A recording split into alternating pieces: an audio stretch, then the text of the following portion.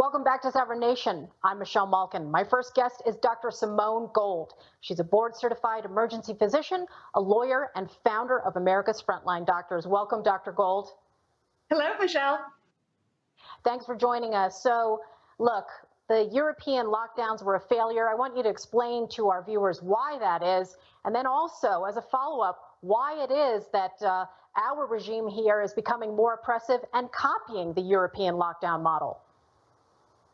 You know, you may have seen my piece in the Washington Times. The European model doesn't work. First of all, if you look at the science, it is clear that lockdowns are not effective, and this is not surprising to physicians. A tiny respiratory virus cannot be locked down. On my website, you find a study that they did of Marines. They locked down the Marines very aggressively in a way that we could never do in civilian society. And even in an extreme lockdown environment, a tiny respiratory virus gets out. The thing to stay focused on is that if you're basically healthy without serious underlying conditions, you'll come through SARS-CoV-2 just fine.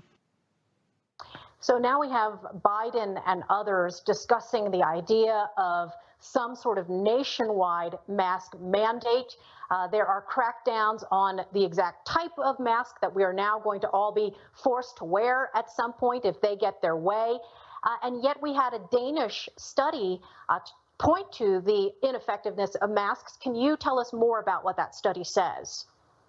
Yes, you know, Matt, to know the truth, you have to look at the facts that existed on the ground prior to the alleged controversy. Prior to March 2020, there was no pretense that a surgical mask or a cloth or a bandana would keep out a virus that's the size 0.1 microns, which is 1/1000th of a hair.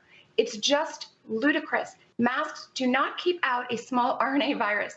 Anybody who doubts this can listen to Dr. Fauci saying this himself in late March on a television program.